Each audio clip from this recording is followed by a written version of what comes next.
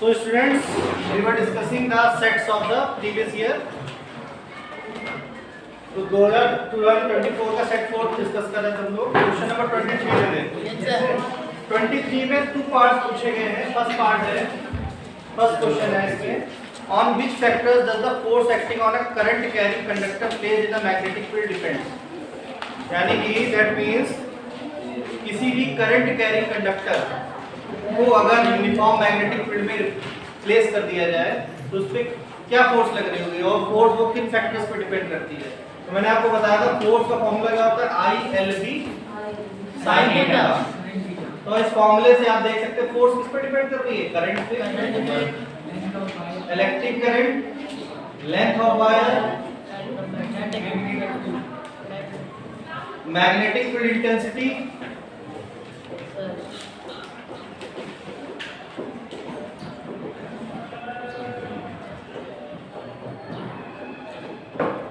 And current. जितना ज्यादा current wire से फ्लो करवाएंगे उतनी ही ज्यादा वो वायर फोर्स एक्सपीरियंस करेगा। जितनी ज्यादा लेंथ होगी वायर की उतनी ही ज्यादा वो फोर्स एक्सपीरियंस करेगा।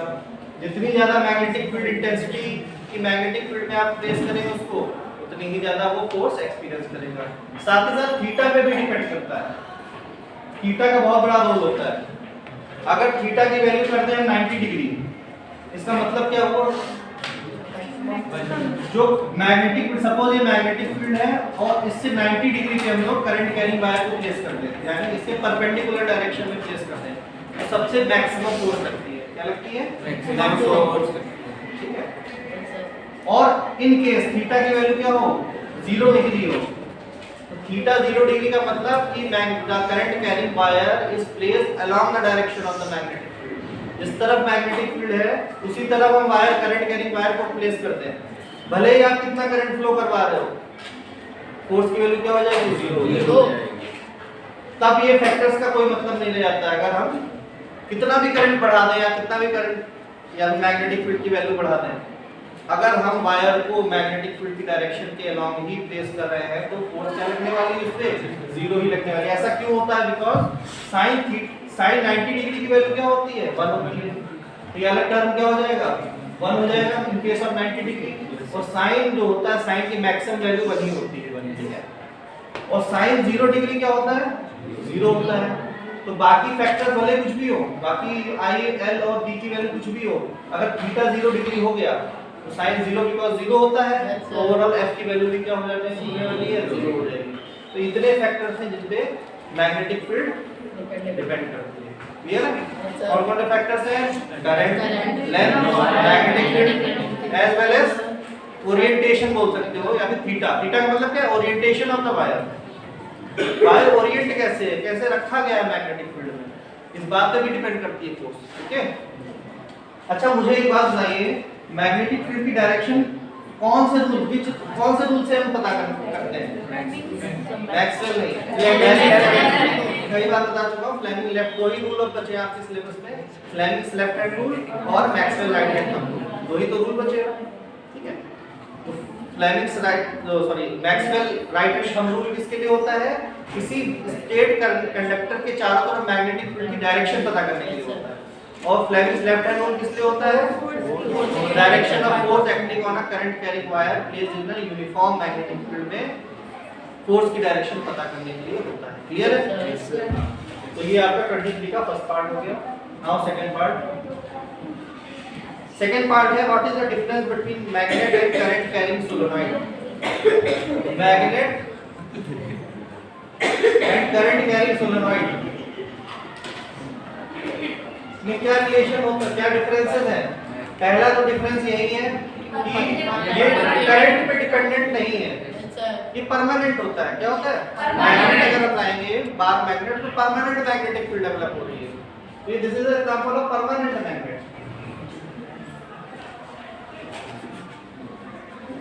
On the other hand current carrying solenoid is a temporary magnet. Temporary, जब तक करंट आप फ्लो करवा रहे हो तभी तक मैग्नेटिक फील्ड से निकलेगी, वरना निकलेगी नहीं। So current carrying solenoid is an example of temporary magnet. और इलेक्ट्रोमैग्नेट्स में भी सोलेनॉइड्स का ही यूज होता है। क्लियर है? और क्या क्या है, परमानेंट मैग्नेट की पोलैरिटी चेंज नहीं कर सकते आप, परमानेंट मैग्नेट्स की पोलैरिटी चेंज नहीं की जा सकती है, लेकिन सोलेनोइड में अगर हम करंट की डायरेक्शन बदल दें तो नॉर्थ पोल और साउथ पोल भी क्या हो जाएंगे, बदल जाएंगे, चेंज हो जाएंगे। परमानेंट मैग्नेट की मैग्नेटिक फील्ड हम ज्यादा बढ़ा नहीं सकते, वीक होती है मैग्नेटिक फील्ड, लेकिन सोलेनोइड की मैग्नेटिक फील्ड को बढ़ा सकते हैं। कैसे बढ़ा सकते हैं, करंट बढ़ा दो, नंबर ऑफ टर्न्स बढ़ा दीजिए, या फिर सोलेनोइड के बीच में क्या प्लेस कर दो, कोर प्लेस कर दो सॉफ्ट आयरन को, कई गुना मैग्नेटिक फील्ड क्या हो जाएगी, इंक्रीज हो जाएगी। ठीक है, तो ये बेसिकली डिफरेंसेस हैं मैग्नेट और सोलेनोइड के बीच में। क्लियर है? फिर 24th क्वेश्चन में, तो 24th का फर्स्ट पार्ट है,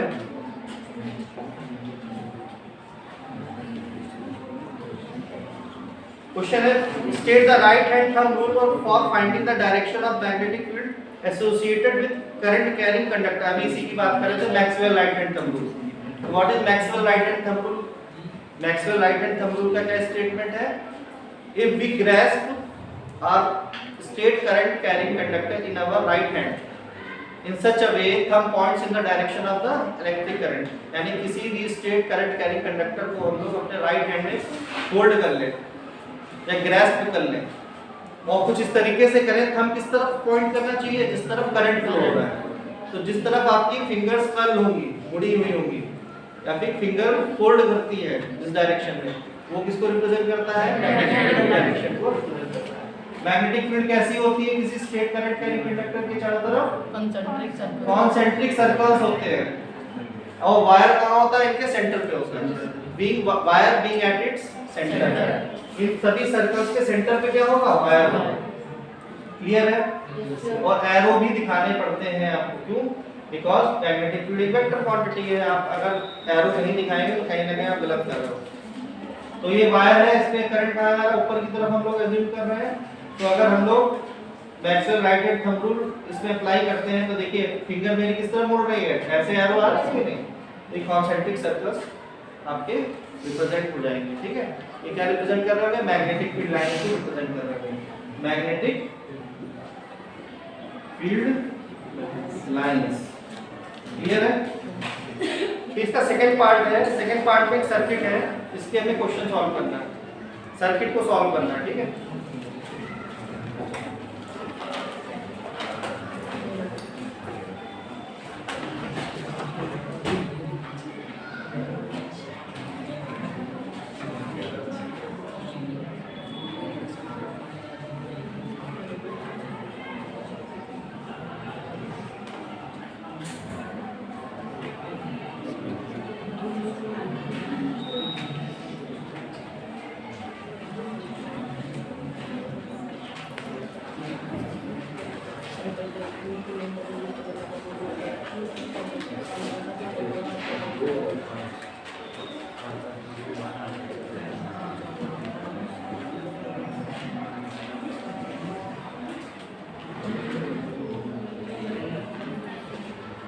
this is the given circuit.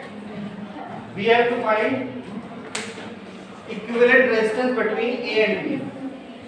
A and B के बीच में हमें equivalent resistance find out करना है। फिर हमें find out करना है 5 ohm resistance जो है, ये वाला जो resistance है, इसके अक्रॉस potential difference को find out करना है। ठीक है, this is the question। तो देखिए सॉल्व करते हैं लोग।